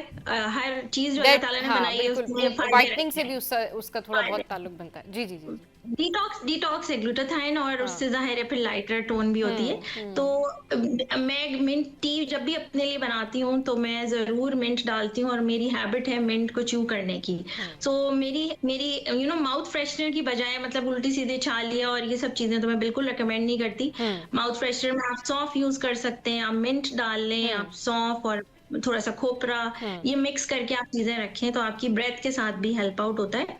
और आपने जो बात उस वक्त करी स्टेनिंग की, तो हम्म। डेफिनेटली स्मोकिंग, डेफिनेटली चाय, हाँ। डेफिनेटली आई एम अ चाय ड्रिंकर, आई लव चाय, लेकिन मी टू। ख्याल रखें कि ब्रशिंग भी साथ साथ, हाँ, साथ साथ ब्रशिंग भी हाँ जरूरी है। सही। चले जी चाय पीनी है, हाँ। मैं तो ब्लैक कॉफी पीती हूँ, लेकिन नौरीन ये नौरीन ये बताएं कि कितनी देर बाद ब्रशिंग करनी है, जल्दी से बता दें। बस जितनी देर आपने चाय को एंजॉय कर लिया उसके बाद आप भाग के ठीक ब्रश है जी। करें। मैक्सिमम आपने चाय पीने के 15 मिनट बाद जो है ब्रश करना है, जाके फौरन ब्रश नहीं करना है, उससे भी प्रॉब्लम होती है, ठंडा गर्म लगता है। चलिए जी, बहुत शुक्रिया नौरीन आपके कीमती बहुत वक्त के लिए, शुक्रिया आपने हमारे शो के लिए वक्त निकाला। अच्छा जनाब, यहाँ पर वक्त हुआ है हेडलाइंस का, और हेडलाइंस ब्रेक के बाद वापस आएंगे, करेंगे ढेर सारी बातें। आपने कहीं नहीं जाना, हमारे साथ रहना। कीप वॉचिंग सीरी एचएम। Welcome back. यूथ किस तरफ जा रही है, पेरेंटिंग कैसे होनी चाहिए। अच्छा, जब कंपैरिजन करने बैठते हैं पेरेंट्स तो वो ये कहते हैं कि आजकल के बच्चे जो हैं वो तो हैं ही ऐसे, जेनजीज तो अपनी मर्जी करते हैं, वो किसी की बात नहीं सुनते, हमारे टाइम पर ऐसा होता था, और अगर हमारे टाइम पर ऐसा होता था तो आज हम बेहतर जनरेशन हैं, हम पेरेंट्स का ज़्यादा ख्याल करते हैं। लेकिन एक्चुअल में पेरेंटिंग कैसी होनी चाहिए, चाहे दौर नया हो या पुराना, पेरेंटिंग के उसूल सेम होने चाहिए, चाहे आप किसी भी दौर में हो। ऐसा नहीं है कि उसमें बहुत रिजिडिटी होनी चाहिए, ऐसा नहीं है कि उस पेरेंटिंग के अंदर आप इतनी ज़्यादा बच्चों के लिए मुश्किलात क्रिएट कर दें कि वो कुछ कर ना पाएँ। पेरेंटिंग का मकसद ये है, पेरेंटिंग के बारे में जब हम बात करते हैं तो उसका मकसद ये होता है कि पेरेंटिंग ऐसी हो कि पेरेंट्स बच्चे को गाइड करें, अच्छी और बुरी चीज़ों के बारे में बताएं, उन्हें ये बताएं कि अच्छाई क्या है, बुराई क्या है, उनको ये बताएं कि लाइफ में आगे क्या हर्डल्स आते हैं, आपने किस तरह स्टडी करना है, बड़ों के साथ कैसे पेश आना है, आपने कितनी स्पेस लेनी है, आपने कितनी स्पेस नहीं लेनी है।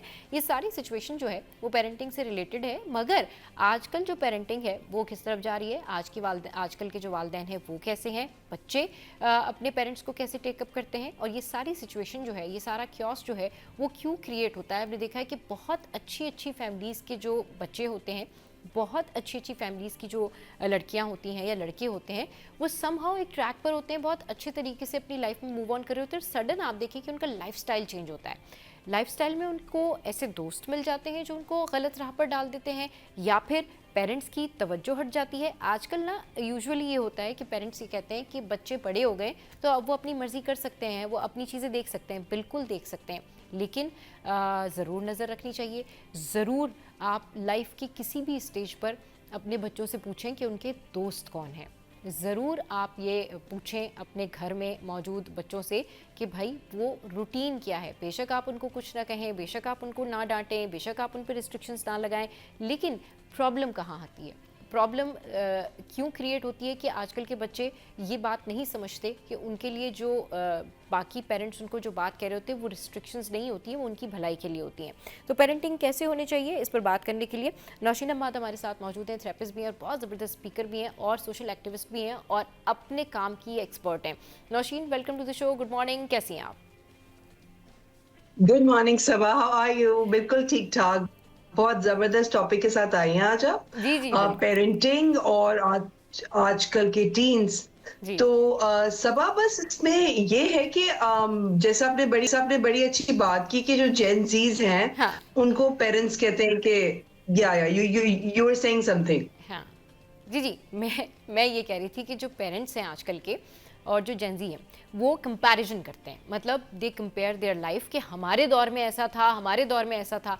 तो फिर अगर उनके दौर में ऐसा था और वाकई अगर कुछ थोड़ी बहुत रिस्ट्रिक्शंस की बदौलत वो एक अच्छे जनरेशन है, वो अच्छे अदब के साथ चीज़ों को फॉलो करते हैं, वो कामयाब हैं, तो व्हाई नॉट? यही इम्प्लीमेंटेशन पेरेंट्स आगे क्यों नहीं करते? वो ये क्यों कहते हैं कि आजकल के बच्चे ठीक है, आजकल के बच्चों के हिसाब से भी तो उनको स्पेस भी दी जा सकती है, लेकिन नज़र भी तो रखी जाए ना। जी सबा, बेशक देखिए, जैसे हमारे ये हसन अली का एक बड़ा अच्छा कॉल है कि अपनी औलाद को जिस जमाने में हो उस हिसाब से उनकी तरबियत करो, उनको लेके चलो।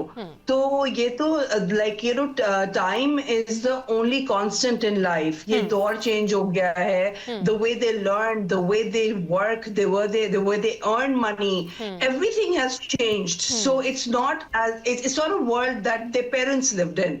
सो आई फील आजकल की पेरेंटिंग के लिए जो बिल्कुल, अगर मैं अब उसको क्रक्स बताऊं, हमारे पेरेंट्स की बहुत ज्यादा जरूरत है कि वो अपने बच्चों की सेफ स्पेस बने। पेरेंट्स अपने बच्चों से दूर हो गए हैं क्योंकि इतना आइडियोलॉजिकल फर्क आ गया है। और वो कम्युनिकेशन कट ऑफ हो गई है। देखिए, आजकल की जो बच्चा है उसके 3 की फैक्टर्स क्या है। एक, वो वाकई एक वर्चुअल वर्ल्ड में ज्यादा है। हम उन्हें क्रिटिसाइज नहीं कर सकते सब भाई, ये एक रियलिटी है। पोस्ट कोविड हमारी आदि, we living in a visual economy, we doing things online, online shopping बढ़ गई है, पूरी दुनिया में ऑनलाइन ट्रेंड बढ़ गया है। इसमें जेनजीज की कोई गलती नहीं है, ग्लोबल ट्रेंड है। अब उनको इसी दुनिया में पढ़ना भी है, कमाना भी है, शादियां भी करनी है, जिंदगी भी गुजारनी है। तो वो ऑलरेडी एक पैरेलल वर्ल्ड में है। अब पेरेंट्स को चाहिए कि उनके साथ कम्युनिकेशन स्ट्रॉन्ग करें, उनको क्रिटिसाइज कम करें, ये ना आइडेंटिफाई करें कि क्या गलत है, ये आइडेंटिफाई करें क्यों गलत है। और अगर है भी तो come to us, we are your safe space. We as parents, we start judging, we start criticising. Yes, I understand कि मेरे लिए कहना एज अ थेरेपिस्ट बहुत आसान है, बिकॉज मेरा वो लाइक यू नो मैं न्यूट्रल बन के बात करी हूँ। अगर आप पेरेंट होते हैं तो आप अपने बच्चे पे बहुत पॉजिटिव होते हैं कि उसकी कौन से फ्रेंड्स हैं, उसकी क्या सोबत है, उसके क्या तौर तरीके हैं। But this is the need of the time that parents will have to become flexible, they will have to become more communicative and more patient. अगर वो चाहते हैं कि उनके बच्चे उनके साथ रहें मेंटली और इमोशनली। देखिए, ज्योग्राफिकली कोई दूर हो जाए कोई मसला नहीं है, लेकिन आपका लाइक यू नो कहते हैं ना, home is where the heart is. तो बच्चा हमेशा आपके साथ करीब रहना चाहिए। और हर बच्चे को ये, आजकल बच्चों को ये लगता है कि व्हेन कभी उन पे कोई प्रॉब्लम आती है तो अब बहुत कम लकी पेरेंट्स होंगे जिनके पास उनके बच्चे आते हैं अपने मसले लेके। अक्सर बच्चे अपने फ्रेंड्स के पास जाते हैं, चैट्स पे जाते हैं, इंटरनेट फोरम्स पे जाते हैं। तो I feel lucky are the parents, successful are the parents who make sure that they stay the safe spaces of their children. अच्छा, those kids are lucky, they have genuinely flexible parents, मगर कुछ cases में ऐसा होता है कि parents बहुत ज़्यादा रिजिड भी हो जाते हैं, यानी वो इतना ज़्यादा बच्चों को जो है वो स्ट्रेस कर देते हैं कि तुमने पढ़ना ही है, पढ़ना चाहिए, लेकिन तुमने A1 ग्रेड ही लाना है। अच्छा ठीक है, बाहर जाना है तो ऐसा कुछ नहीं हो जाना। चोट लग जाती है, बच्चे घर में आके नहीं बताते। फिर अगर ग्रेड्स खराब आ जाते हैं तो वो साइकोलॉजिकली जो है ना वो डिस्टर्ब हो जाते हैं। तो पेरेंटिंग किस तरह की होनी चाहिए कि बच्चों के लिए एक बैलेंस लाइफ हो, एक बैलेंस माहौल हो, जैसे मैंने और आपने गुजारा। हमारे पेरेंट्स ने हमें बहुत अच्छे से जो है वो ब्रॉटअप दिया, बहुत अच्छे से ग्रो अप किया, हमें हर चीज़ का पता था। मतलब आपको बचपन से सिखाया जाता है कि भाई बचपन से आपने ये चीज़ें करनी है, ये चीज़ें नहीं करनी है, ये आपके लिए हार्मफुल है, ये बेनिफिशियल है, और अगर आपसे कोई गलती हो जाती है कि तो वी आर हियर, आप आएँ और बात कर लें। लेकिन अब क्या होता है कि फैमिलीज़ या तो बहुत ज़्यादा ढील दे देती हैं या फिर इतनी रिजिड फैमिलीज़ होती है कि उनके बच्चे डरते हैं और मज़ीद गलतियाँ करते हैं। अग्रीड सबा। मैं अब शायद ये बात थोड़ी कंट्रोवर्शियल होगी कहना आपके प्रोग्राम पे, बट एक्चुअली पेरेंट्स को खुद भी अपनी सेल्फ अलाइनमेंट की बहुत ज्यादा जरूरत है। देखिए वी एज पेरेंट्स, अभी आजकल जो जेनजीज है, लेट्स से जो जिनके बच्चे टीनेजर्स में है, 12 से लेके लाइक लेट्स से 16-18 तक के लगा लें, 24-25 तक के लगा लें, वो most of them are in their 40s and their 50s। All of them are going through so much of mental pressures, life pressure, marital pressures, कि वो अपने आधे वो अपनी चीजें अपने बच्चों पे भी आई am a parent my self, but half the time मेरे एम्बिशंस, मेरी frustrations, which things that are unresolved in me, I am able to project on my children as well, जो कि एक unconscious सा behavior होता है, which is जो शायद पेरेंट्स को सुनना बहुत बहुत बहुत बहुत क्रिटिसाइजिंग लगता है कि नहीं हम तो बिल्कुल ठीक है, हमने तो इतनी लाइफ बना ली। ऐसा नहीं है। पेरेंट्स पहले खुद सेल्फ अलाइन हो, ये महसूस करें कि ठीक है आपका ego is not bigger than the wellness of your child. So we as parents we need to put down our ego a little, not be so rigid, जो आपने वर्ड यूज किया ना रिजिड, कि नहीं ये हमारी फैमिली, ये तो हमारी ट्रेडिशन है। कुछ बच्चे की शादी करना चाहते हैं, कुछ पढ़ना चाहते हैं, तो कहते हैं कि नहीं हमारी फैमिली तो सारे डॉक्टर्स थे, तो मीडिया साइंसेस करके क्या करोगे? तो लाइक वही उसको वही करने का दिल चाह रहा है और वो करेगा तो वो कामयाब रहेगा, तो आप उसकी सुनो तो सही पहले। सही, बिल्कुल ठीक कह रही हैं, बिल्कुल ठीक कह रही हैं कि दोनों साइड से फ्लेक्सिबल होना बहुत ज़रूरी है, लेकिन पेरेंट्स को पेरेंट्स होना चाहिए। पेरेंट्स अगर बिल्कुल ही दोस्तों की तरह हो जाते हैं या हर बात मानने लग जाते हैं ना, तो फिर उसमें जो उनका एक जनरेशन गैप है ना वो खत्म हो जाता है और फिर बच्चे उनको सीरियस लेना बंद कर देते हैं। चलिए जी, इस बारे में करेंगे बात, लेकिन एक छोटी सी ब्रेक के बाद जब वापस आएंगे तो फिर इनसे ये पूछेंगे कि आजकल जो रिक्वायरमेंट है पेरेंटिंग की वो क्या है, जो नई माएँ हैं उनको क्या करना चाहिए, किस तरीके से ब्रॉटअप करना चाहिए, क्या अर्ली स्कूलिंग बहुत अच्छी होती है एंड ऑल दैट। इस पर सारी बातें करेंगे छोटे से ब्रेक के बाद। Welcome back. पेरेंटिंग के हवाले से हम बात कर रहे हैं कि अर्ली एजुकेशन के हवाले से ना अब दो तबका है जो कि ये राय रखता है कि नहीं बच्चों को थोड़ा लेट स्कूल में एडमिशन करवाना चाहिए और थोड़ा जल्दी करवाना चाहिए। अच्छा, जापान में तो थोड़ा सा लेट एडमिशन करवाते हैं और वो कहते नहीं फ़ौरन से स्ट्रेस नहीं देना चाहिए। नौशीन, व्हाट डू यू से ऑन दैट कि जो अर्ली स्कूलिंग है वो बच्चों के लिए कैसी है? क्या वाकई अर्ली स्कूलिंग से बहुत ज़्यादा अच्छा इम्पैक्ट पड़ता है या फिर बच्चों को थोड़ा सा घर में तरबियत देकर घर में ट्रेन करके घर में बहुत सारी चीज़ें सिखा के फिर स्कूल भेजना चाहिए? देखिए सबा, इसमें रियली दो राय ही हैं। मैं बेसिकली खासे साल से कैम्ब्रिज स्कूल से और एसी सिस्टम से मुंसलिक रही हूँ, तो शायद मेरी राय भी बायस्ड हो सकती है। द थिंग इज कि जो स्कूल क्या देता है, स्कूल एक स्ट्रक्चर देता है, स्कूल आपको एक करिकुलम देता है और वो बच्चा पढ़ता है। तो अगर आप एक स्ट्रक्चर, एक करिकुलम आप अपने घर में बच्चे को दे सकते हैं उसकी आसानी के हिसाब से, तो व्हाई नॉट। देखिए पहले भी ठीक है 3 साल तक के बच्चे जाया करते थे, अब तो देखिए 1 साल 1.5 साल वो किसी हमारे सेलिब्रिटी ने बड़ा एक अच्छा सॉन्ग भी बनाया है कि देर हो गई और जल्दी से एडमिशन करा दो। We have become extremely hyper with our G. Shahzad Roy, like, you know, I think spot on. I mean, the child's not born yet and they want us to register for the admissions. That's bit much. ये तो ऐसी बात है कि आप अपनी जिम्मेदारी से बिल्कुल बरियो जिम्मा होकर उसको स्कूल के हवाले करें, ये लो उसको पाल पोस के दे दो। So yes, the home structure is a beautiful structure. उसमें हाँ ये हमारा जरूर एक फर्क आया है कि पहले हमारी एक्सटेंडेड फैमिलीज हुआ करती थी, अब जॉइंट फैमिलीज कम रह गई हैं, जो इटसेल्फ एक बड़ी खूबसूरत बात थी। बच्चों को सब सारे एक्सपोजर मिलता था, विजडम मिलता था, लड़ाई मिलती थी, सुलह सफाई कराना मिलता था। लेकिन हाँ, यस, आजकल की न्यूक्लियर पेरेंट्स हैं, वर्किंग मदर्स हैं, उनको होता है challenge, and I respect that. However, giving the home environment is a beautiful priceless thing, because that is your values that you're giving to the child from a very young age. Basic structure भी कहते हैं, अपना अपना DNA structure अपना होना चाहिए, और फिर वो जैसे से जिस एनवायरनमेंट में जाए वो उसे अडेप्ट कर ले. तो बहुत अर्ली स्कूलिंग ना करें. Yes, like I mean, of course, from pre-nursery to class 1 तो आपको डालना होगा. वो जो बिल्कुल पहले से प्ले ग्रुप शुरू हो जाता है, that's a bit much.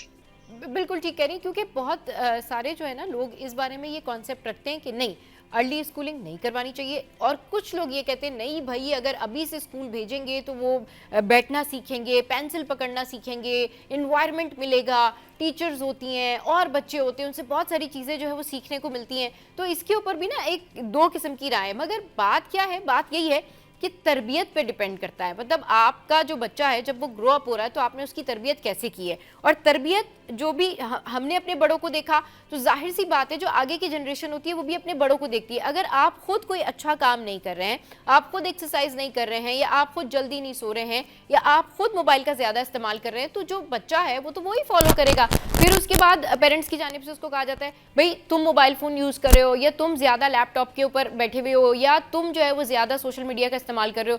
खुद पेरेंट्स भी तो कहीं ना कहीं वही कुछ कर रहे होते. नौशीन जी जी, बिल्कुल. सबा में अभी यही बात आपने पहले भी वाकई बात छेड़ी थी कि पेरेंट्स को खुद को, like, see, I am a mother, like I still struggle with my sleep time. कुछ नहीं, रात देर तक उठना, हर वक्त लाइक अनस्ट्रक्चर्ड रहना. हर चीज बच्चे को, एक होती है एक्सप्लिसिट लर्निंग, आपने कह के सिखाया, एक होती है इम्प्लिसिट लर्निंग जो बच्चा देख के सीखता है, बगैर कहे सीखता है. तो इम्प्लिसिट लर्निंग तो माहौल से आएगी, जो बहुत जो एक्चुअली ज्यादा पावरफुल होती है. तो माहौल को अब देखिए, माए देख ले कि वो माहौल, वो खुद भी थोड़ी सी अपने साथ अलाइन हो जाए, और वो अपने आप को सेल्फ डिसिप्लिन करें, ताकि बच्चे उनके वो स्ट्रक्चर पाए. सही, बिल्कुल ठीक कह रही हैं कि माओं को भी जो है ना बहुत ज़्यादा सेल्फ डिसिप्लिन की ज़रूरत है. अच्छा, ये बताएं कि साइकोलॉजिकली कौन से ऐसे बच्चे होते हैं जो एनवाइंग होते हैं, उनकी पर्सनैलिटीज़ जो है वो बहुत शेक होती है, कॉम्प्लेक्स होता है, उनकी तरबियत किस तरह से होती है? कौन से बच्चे होते हैं जिनके अंदर इस तरह के प्रॉब्लम्स होते हैं? क्या पेरेंटिंग का इशू होता है, क्या एनवायरनमेंट का इशू होता है, या कोई फ्रेंडशिप का इशू होता है? What are the causes? देखिए, डिफरेंट तरीकों के, like if you speak of psychological complexities, वो तो लाइक कुछ बच्चे होते हैं वो डिस्लेक्सिक होते हैं, कुछ बच्चे होते हैं जिनको लर्निंग डिसेबिलिटीज होती हैं. I won't call them disabilities, I would say learning challenges. हम स्कूल में तो डिसेबिलिटी का वर्ड डिस्करेज करते हैं यूज करना. वो थोड़े से उनकी लाइक, सो यस, हम कोशिश जरूर करते हैं कि अगर तो वो बिल्कुल डायग्नोज्ड है तो उनके लिए डिफरेंट लर्निंग सेंटर्स मौजूद हैं, ताकि बच्चे इंक्लूसिव महसूस करें. और अगर वो ऐसा कुछ इतना एक्यूट चैलेंज नहीं है, तो वो उनके लिए सारे स्कूल्स, लाइक कैम्ब्रिज स्कूल्स हैं, हमारे दीगर स्कूल्स हैं, we try and maintain inclusive environments, चाहे वो राइटिंग हो, स्पीकिंग हो, लर्निंग हो. तो वो हम टूल्स ऐसे, अपने लेसन प्लान ऐसे प्लान करते हैं कि हर बच्चा इंक्लूडेड महसूस करे, तो unless if it's not actually diagnosed. सही, बिल्कुल ठीक कह रही हैं कि डायग्नोस होना चाहिए, और दूसरी बात ये कि अगर हो जाए तो उसके बाद पेरेंट्स और टीचर्स दोनों को सपोर्ट करना चाहिए, और फिर बच्चों को आगे लेके चलना चाहिए. क्योंकि बहुत सारे ऐसे होते हैं जो साइकोलॉजिकल होते हैं, बहुत सारे एनवायरमेंटल होते हैं. लोगों की पूरी पर्सनैलिटीज़ जो हैं वो जब बड़े हो जाते हैं, बूढ़े तक हो जाते हैं, लेकिन उनके कॉम्प्लेक्सेस ख़त्म नहीं होते, और वो कॉम्प्लेक्स उनको हर जगह प्रॉब्लम क्रिएट करवाते हैं. उनको कोई प्रॉब्लम नहीं होती, लेकिन वो अपने दिमाग में लोगों से पता नहीं इतना नेगेटिव जो है वो कंपटीशन लगा के बैठे होते हैं, या उनके दिमाग में इतनी नेगेटिविटी भरी हुई होती है कि वो लोग कहते हैं कि अगर सेंटर ऑफ आई हूँ तो मैं हूँ, अगर बात हो तो मेरी हो, अच्छा मुझे क्यों इग्नोर किया. ये फैमिलीज़ में भी होते हैं ऐसे लोग आपको हर जगह, हर फ्रेंड जोन में भी कोई एक आधा शख्स ऐसा होता है जिसको एक्स्ट्रा ऑर्डिनरी तवज्जो चाहिए होती है, और वो यही प्रॉब्लम होती है कि वो शुरू से उनकी जो पेरेंटिंग होती है, तरबियत होती है, वो कुछ इस तरह की होती है कि उसमें ये इफेक्ट्स आते हैं, या उनके कुछ कॉम्प्लेक्सेस होते हैं, या वो बहुत ज़्यादा इग्नोर हुए होते हैं पिछली ज़िंदगी में, तो उनको जो है बहुत ज़्यादा इस तरह के प्रॉब्लम्स होते हैं. होते हैं। इसका हल यही है कि पेरेंट्स हों, टीचर हों, एनवायरनमेंट हो, उनको सबको मिल बैठ के जो है इन लोगों को इनकी काउंसलिंग करनी चाहिए, इनसे बात करनी चाहिए। बहुत शुक्रिया नौशीन, आपने हमारे लिए कीमती वक्त निकाला और बहुत ज़बरदस्त जो है वो गुफ्तगू हुई। और नौशीन जो है वो मेरी फेवरेट जो है वो गेस्ट है हमारे शो पे, जब भी आती हैं बहुत अच्छी बात करते हैं। जी जी जी, थैंक यू। चलिए जी, बहुत हमारी अच्छी गुफ्तगू होती है। बहुत शुक्रिया नौशीन, आप हमारे शो पर आई। चलिए जी, शो में यह वक्त है एक ब्रेक का। ब्रेक के बाद हमें कौन ज्वाइन कर रहा है? ब्रेक के बाद हमारे पास होंगे शाह भाई, आपकी सारी प्रॉब्लम्स का सोल्यूशन बताएंगे। Stay with us. Welcome back. मौसम चेंज हो रहा है, हेयर फॉल जो है बहुत ज़्यादा लोगों के अंदर ये प्रॉब्लम हो रही है और लोग कह रहे हैं कि जी जैसे ये मौसम चेंज हुआ है हमारे बाल रूखे, बेजान और गिरना शुरू हो गए। और ये जो हेयर फॉल है ना, अगर एक दफ़ा किसी के साथ ये प्रॉब्लम हो जाए तो फिर ये कंटिन्यूस होता है। आप जब कोम करते हैं आपके बाल जो है वो गिरना, झड़ना शुरू हो जाते हैं। अब इसका हल क्या है? इसका हल ये है कि इसके हल के लिए हमारे साथ शाह भाई मौजूद हैं जो कि हमें अच्छी अच्छी रेमेडीज़ बताएंगे कि हमारा जो हेयर फॉल है उसको कैसे स्टॉप किया जा सकता है। तो उनको शो में वेलकम करते हैं। अस्सलाम वालेकुम, गुड मॉर्निंग शाह भाई, वेलकम टू द शो। कैसे हैं आप? ठीक ठाक हैं? वालेकुम अस्सलाम जी, बहुत शुक्रिया बेटा, और अल्लाह का शुक्र है मैं ठीक हूँ। आप कैसे हैं? मैं बिल्कुल ठीक ठाक। शाह भाई, अब मौसम चेंज हुआ है तो ये मौसम बदलता हुआ ना अपने रंग दिखाना शुरू कर रहा है। अब हेयर फॉल लोगों का बढ़ गया है और अगर एक दफ़ा ये हेयर फॉल शुरू हो जाए तो ये आपको ही पता है कि उसको रोकना बड़ा मुश्किल हो जाता है और बाल जो है बड़े रूखे, बेजान और ड्राइनेस की तरफ जा रहे हैं। एक तो ड्राइनेस की तरफ जा रहे हैं, जब यूं करते हैं तो लटें निकल रही होती जी। हैं और बाल बिल्कुल पतले हो रहे होते हैं। हाँ। और सर पे खुश्की की एक परत जम रही होती है। सही। और सर में ईचिंग भी महसूस होती है। और ये जो अभी मैं जो एक रेमेडी बता रहा हूँ, इसे 5 साल से लेकर 70 साल वाले तक इस्तेमाल कर सकते हैं। अच्छा। जिनके भी बाल गिर रहे हों, रफ हो गए हों, खुश्क हो गए हों, ड्राई हो गए हों, बम फटे बाल हों, ये सब सही हो जाएंगे इंशाल्लाह। और इससे खुश्की सिकरी भी दूर होगी। और आपने लेना है आम चीज़, हम अमरूद खा रहे होते हैं जी जी, आपने देखा उसके साथ पत्ते लगे हुए भी मिल जाते हैं। लोग वो पत्ते तोड़ के फेंक देते हैं। वो पत्ते बड़े काम के होते हैं। आप 2 से 3 पत्ते अमरूद के लें और 1 पाव नारियल का तेल लें। अगर नारियल का तेल ना हो, आप तिल का तेल ले लें, जैतून का तेल ले लें, जो तेल आपको सूट करता है। आप उसमें ये 2-3 पत्ते 1 पाव तेल के अंदर डाल दें और 1 घंटा धूप में रख लें। आपका तेल तैयार हो गया। और ये तेल सिर्फ बालों की जड़ों में लगाएं। 2 घंटे के बाद धो लें या रात को लगा लें, सुबह धो लें। आप देखिएगा चंद दिनों में खुश्की सिकरी मुकम्मल तौर पे ख़त्म हो जाएगी। साथ में बाल गिरना भी बंद हो जाएंगे और बालों का वॉल्यूम भी बढ़ने लगेगा। और जो सर खाली खाली लग रहा है ना, चौड़ी मांग निकल रही है, ये भी ठीक होना शुरू हो जाएगी। और आप देखना आपकी सोच से भी ज़्यादा बाल घने भी होंगे और लंबे भी होंगे। सही, यानी कि ये बालों के लिए बेहतर होगा। अच्छा, अब ये तो आपने एक रेमेडी बताई। अब कुछ लोगों के बाल घने हैं लेकिन सिल्की नहीं है, खुरदरे हैं और स्प्लिट एंड्स हैं, उन लोगों को क्या यूज़ करना चाहिए? देखिए, इसके लिए जिनके बाल जो हैं वो जैसे सिल्की नहीं हो रहे होते हैं, तो उनको चाहिए अनार के छिलके। अच्छा। अनार का छिलका तकरीबन 2 इंच का टुकड़ा ले लें, यानी 1-1 इंच के 2 भी मिल जाएं तो कोई मसला नहीं है, चूरा भी मिल जाए तो कोई मसला नहीं है। अनार का छिलका आपने लेना है 1 चम्मच के बराबर, एक अंदाज़ा आपको बता रहा हूँ। और उसमें डालें मेथी दाना 1 चाय वाला चम्मच और 1 चाय वाला चम्मच बाउक खुम्बा बूटी आती है, बाउक खुम्बा, ठीक है। इसे भी इसी तरीके से 1 पाव नारियल के तेल में या तिल के तेल में या जैतून का तेल, जो आपको सूट करता है, उसमें डाल के 1 घंटा धूप में रख लें। इसको पकाने की ज़रूरत नहीं है। 1 घंटे के बाद इसे छान के बोतल में भर लें और ये तेल सर पे लगाएं। इससे बाल सिल्की भी होंगे और दूसरा जैसे घने बाल हैं मज़ीद खूबसूरत भी हो जाएंगे।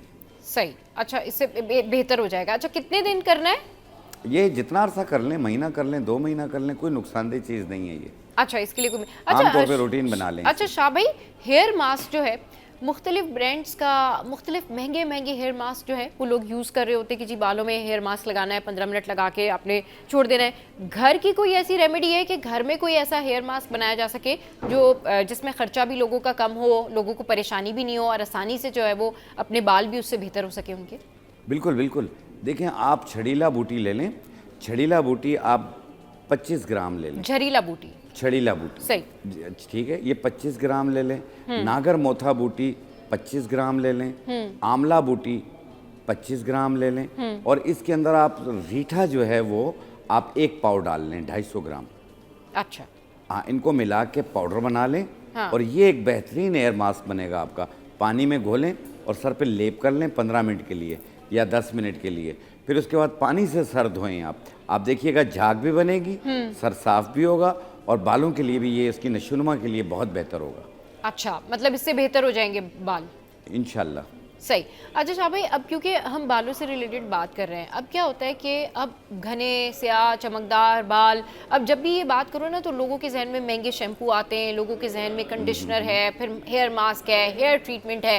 प्रोटीन ट्रीटमेंट एक ऐसी चीज़ है कि जो ख़वातीन भी, जो लड़कियां भी बाल बार बार जिनको ब्लो ड्राई करवाती हैं, स्ट्रेट करवाती हैं, या बहुत ज़्यादा रोज़ाना, जैसे हम लोग हैं रोज़ाना हम लोगों को हेयर डू करवाना पड़ता है, तो बाल बहुत ज़्यादा डैमेज होते हैं। ऐसे लोगों को जो रूटीन में, चाहे वो ऑफिस जा रहे हैं कहीं भी जा रहे हैं, रोज़ाना अपने बाल स्ट्रेट करते हैं, उनको अपने बालों को अच्छा रखने के लिए, उनकी हेल्थ अच्छे रखने के लिए, घने रखने के लिए, चमकदार रखने के लिए, बेहतर टेक्सचर में रखने के लिए क्या चीज़ रेगुलर वे में यूज़ करनी चाहिए? देखिए, जो सबसे बेहतरीन है इस वक्त, जो प्रोटीन के तौर पे इस्तेमाल करेंगे तो अंडे की जर्दी में सबसे ज़्यादा प्रोटीन होती है, लेकिन अच्छा। उसकी स्मेल बहुत ज़्यादा होती है। आपने थोड़ा सा अंडे की जर्दी ले लें और थोड़ा सा दही ले लें, अच्छा, इन दोनों को मिला के आप सर पे लेप कर लें और सही। उससे आप उसके बाद उसे आप धो लें। आप देखें उसकी चमक भी बरकरार रहेगी, दूसरा उसका वॉल्यूम भी बरकरार रहेगा, बाल हेल्दी भी रहेंगे और बाल अच्छे भी नजर आएंगे आपके। और सही। जो आपने डाई वगैरह इसके नुकसानात हैं, ये उसको भी दूर करेगी। ठीक। अच्छा, डाइट में क्या खाना चाहिए? डाइट में ये है कि जो मौसम के हिसाब से फ्रूट मिले उसका इस्तेमाल करें आप, और ड्राई फ्रूट का इस्तेमाल करें आप, सब्जियों का इस्तेमाल करें आप, तो मैं समझता हूँ आपको इससे बेहतरीन डाइट कोई भी नहीं हो सकती। अच्छा, क्योंकि और बेटा, शाह भाई एक आपको चीज़- पता है बहुत सारे ऐसे मल्टीविटामिन्स हैं, स्पेशली बाइटिन का जिक्र होता है, बहुत सारी ऐसी प्रोडक्ट्स हैं जो कि ये क्लेम करते हैं कि नहीं भाई आप ये मल्टीविटामिन्स लें या आप ये टैबलेट्स खाएं, आपका हेयर ग्रोथ बेहतर हो जाएगा। नहीं तो फिर सिवियरली जिनको प्रॉब्लम होती है वो पीआरपी की तरफ चले जाते हैं, फिर वो जो पिगमेंटेशन हो रही होती है या दीगर ट्रीटमेंट्स होते हैं स्कैल्प से रिलेटेड, हेल्थ से, हेयर से रिलेटेड, वो उसके ऊपर चले जाते हैं। बट अच्छा और सस्ता घर का टोटका या रेमेडी क्या है कि आप अपने बालों को बेहतर रख सकें और रोज़ाना की बुनियाद पर आप अपने बाल उससे वॉश भी कर लें तो आपको प्रॉब्लम नहीं हो?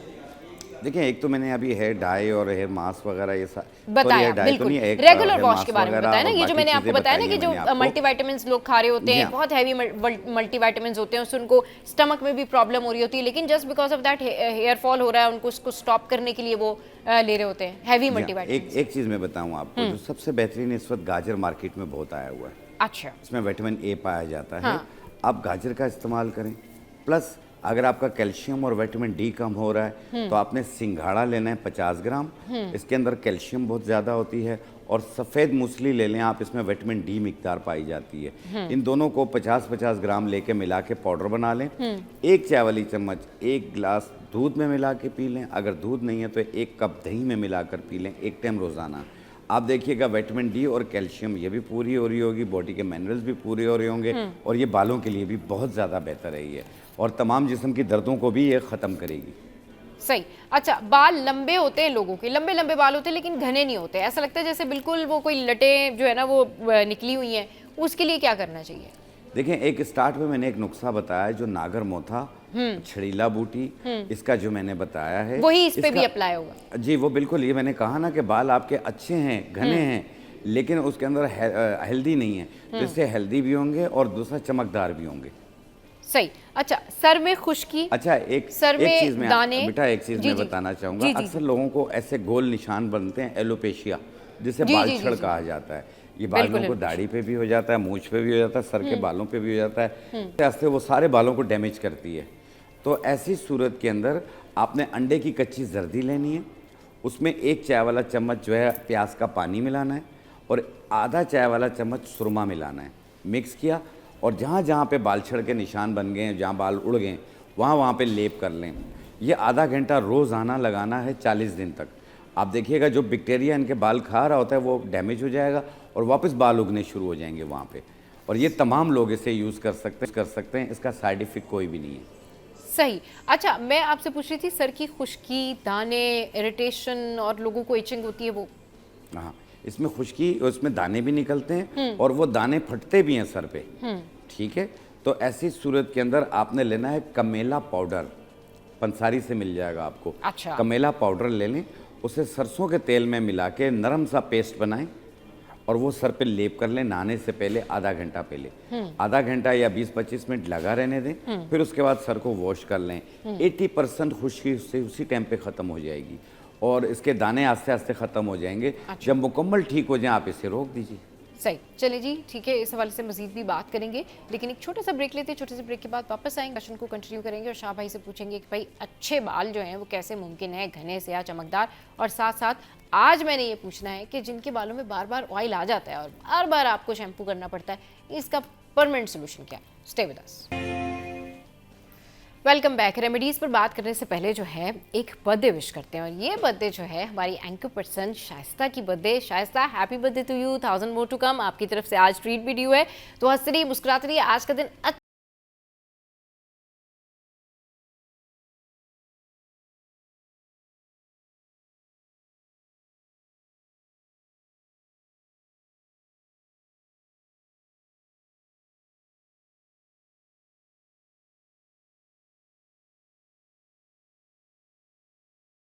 जनाब शाइस्ता की बर्थडे हमारी बहुत अच्छी एंकर पर्सन है। आप इनको देखते हैं इनके शोज़ पर भी, इसके अलावा पॉडकास्ट में भी देखते हैं, तो ऐसे ही पसंद करते रहिए, अप्रिशिएट करते रहिए। शाह भाई हमारे साथ मौजूद हैं। शाह भाई, आप रेमेडीज़ का जिक्र कर रहे थे और हेयर फॉल के बारे में हम बात कर रहे हैं। अब मैं ये पूछ रही थी आपसे कि जिन लोगों के सर में बार बार ऑयल प्रोड्यूस होता है, बार बार चिकना हो जाता है उनका सर, वो वॉश करते हैं, सुबह उन्होंने वॉश किया है, शाम को जो ऑयल आ गया स्कैल्प में, उसका क्या हल है? इसका कोई परमानेंट सोल्यूशन बता दें प्लीज़। मैं आपको बता रहा हूँ, आपने लेना है कलौंजी तकरीबन 50 ग्राम, और उसके अंदर डालें मेथी दाना 50 ग्राम। ओके। इनको अच्छी तरीके से बारीक पाउडर बना लें, फिर पानी में इसका पेस्ट बना के सर पे लेप करें, और 15-20 मिनट के बाद सर धो लें। आप देखिएगा ये जो ऑयल आ रहा होता है ये बिल्कुल ख़त्म हो जाएगा आस्ते आस्ते, और जब मुकम्मल ठीक हो जाए आप इसे रोक दीजिए। सही, अच्छा, मतलब ये एक टाइम रोज़ाना। अच्छा, कितने मैक्सिमम कितने दिन तक? ये 15-20 दिन कर लें, कोई नुकसान वाली चीज़ नहीं। 15-20 दिन तक कर लें। ये भी एक ग़िज़ा है।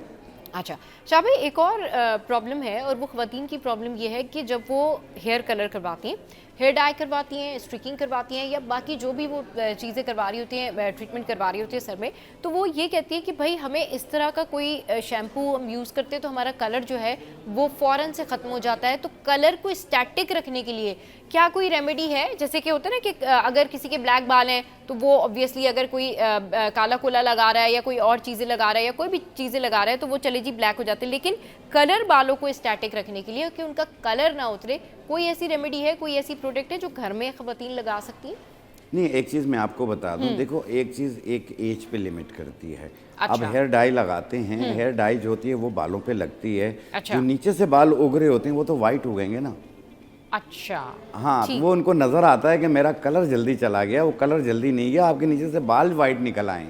सही, नहीं वो तो बालों ठीक है, की ग्रोथ हो रही होती वो तो है। ठीक है, बालों की तो ग्रोथ हो रही होती है, बट यूजुअली ये होता है ना कि जब आप स्ट्रीक करते हैं, कट डाउन करते हैं, तो उसमें आपके जो बाल हैं वो डैमेज भी होते हैं। उसमें बहुत सारे लोगों को माइग्रेन की वजह से वाइट बाल होते हैं, बहुत सारे लोगों को नज़ले की वजह से होते हैं, बहुत सारे लोगों को जो है वो कुछ केमिकल्स लगने की वजह से होते हैं, क्योंकि बहुत ज़्यादा ख़वातीन जो हैं वो ट्रीटमेंट्स लेती हैं। तो उसके लिए मैंने पूछा कि एज सच अगर वो जो कलर मेंटेन करना चाहती है, कलर मेंटेनेंस से मुराद ये है कि अगर किसी ने रेड डाई लिया है, ग्रेइश लिया है, या जो भी कलर का डाई लिया है, उसको स्टैटिक रखने के लिए क्या मेहंदी लगाई जाती है, या मेहंदी में कोई चीज जो है वो डाल के मिक्स करके लगाई जाती है? In that sense I was asking. देखें, मेहंदी के अंदर जिसको कलर को आप लॉन्ग स्टे करना चाह रहे हैं, हाँ। तो उसमें ये है कि आपने मेहंदी के अंदर दंदासा डालें आप।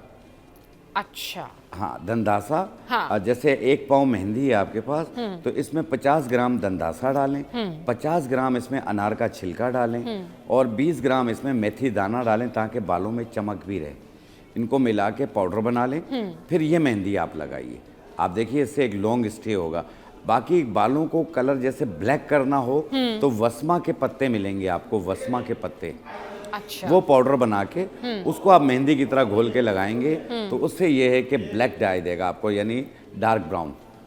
ओके, सही, यानी ये कि बहुत बेहतरीन है, और ये इसका साइड इफेक्ट कोई नहीं है, क्योंकि ये एक नेचुरल चीज़ है। वस्मा के पत्ते जो लगा लेंगे, वस्मा के पत्ते, सही, तो उससे बालों का कलर जो है वो आपका चेंज हो जाएगा, ब्लैक हो जाएगा, यानी ब्लैक हो ब्राउनिश जाएगा। या लेकिन ये परमानेंटली नहीं होगा, ये कलर के तौर पे होगा।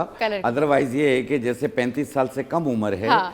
तो आपने एक अखरोट तोड़ के, कागजी अखरोट घर पे रख लें। हाँ। एक अखरोट तोड़ के सुबह निहार मुंह रोजाना खाएं, लेकिन ये 4-5 महीने तक खाना है, रोजाना एक अखरोट तोड़ के खाना है। इससे ये है कि 35 साल से जो कम उम्र के लोग हैं उनके ब्लैक होने के चांसेस हैं बाल के। अदरवाइज 35 साल से अगर ज्यादा उम्र है तो फिर मेरी तरह बर्दाश्त करें। चले जी, ठीक है। अच्छा जी, ये बताएं जिनके बाल ही नहीं बढ़ते, ग्रोथ ही नहीं है, उनके बाल ही नहीं बढ़ते, वो क्या करें? जिनको कहना चाहिए ना गंजपन की शिकायत होती है, वो क्या, हाँ वो क्या करें? देखें, जिन लोगों को भी गंजपन की प्रॉब्लम रह रही हो, हाँ। तो वो 3-4 तेल हैं, मैं बता रहा हूँ, आप ये बनाइए। अच्छा। आपने लेना है रोगन 12 तुखम, ये 12 बीजों का तेल है, ये आपने लेना है आधा पाव, और इसमें आप डालेंगे जैतून का तेल आधा पाव, और इसमें डालेंगे आप पखान बेद, एक लकड़ी आती है पखान बेद, ये उसका तेल भी मिल जाता है पंसारियों के पास, ये भी आधा पाव। ये 3 तेल आधा आधा पाव।